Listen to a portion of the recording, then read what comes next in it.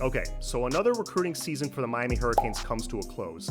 And by the looks of it, Mario Cristobal has all but locked up a top 5 class, whether or not Cormani McClain signs. If he doesn't sign, it looks like we'll probably fall no further than 6th down the list, which is still an amazing class. If he does sign, we could finish as high as 3. We haven't had a top 5 class since 2008, so that's huge.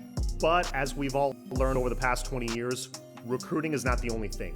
It's the foundation. It's a very important factor when it comes to building or rebuilding a program, but it's just one piece of the pie, especially in today's day and age of college football where you have the transfer portal and the NIL, which, it gives you the opportunity to flip a roster very quickly. But by the same token, you could also lose everybody at the drop of a hat. The way things work nowadays, your entire team, every player on your roster is a free agent 365 days a year, every season. So theoretically, not that this is going to happen, I don't think it's going to, but theoretically, all the players we just signed can up and leave tomorrow. So what does Coach Cristobal need to do to retain his team? Obviously, he needs to show them success. He needs to win.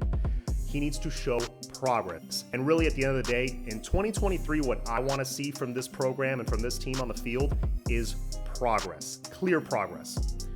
What does progress mean? Is it tied to a specific win total? Some people want to say, I want to see a 9-win team. I want to see a 10-win team. I don't think it's tied to a specific win total. Do you want to know what I think progress is? Here it is. You ready?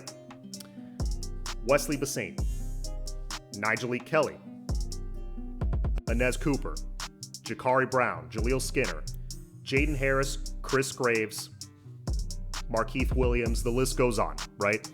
The guys that I just mentioned, what do they all have in common? They were part of the 2022 recruiting class. In other words, they came in back in February and they were on this team this past season as true freshmen.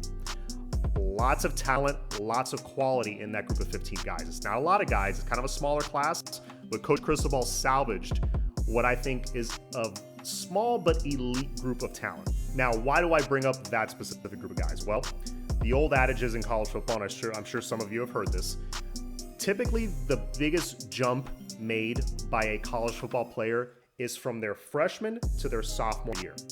We have not seen a big jump, a considerable jump from freshmen to sophomores in this program, probably since that great Northwestern class of 2008 that Randy Shannon signed. So what would I want to see from this group of guys? I need to see guys that maybe didn't get in there very much last year.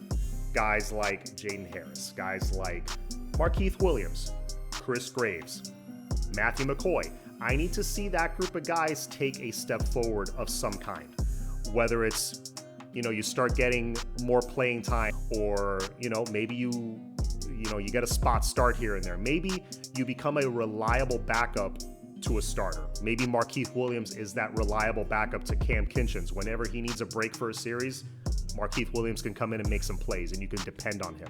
That's what I need to see. I need to see them get important snaps, not just garbage time. I need to see them get on the field. Now, as for the guys that did get on the field, the Wesley Bissainthes and the Jaleel Skinners of the world, I need to see them take the next step. What's the next step for them? Well, I need to see them, at the very least, become reliable starters on this team. I'm talking week 1 to week 12. At the very least, I want to see that.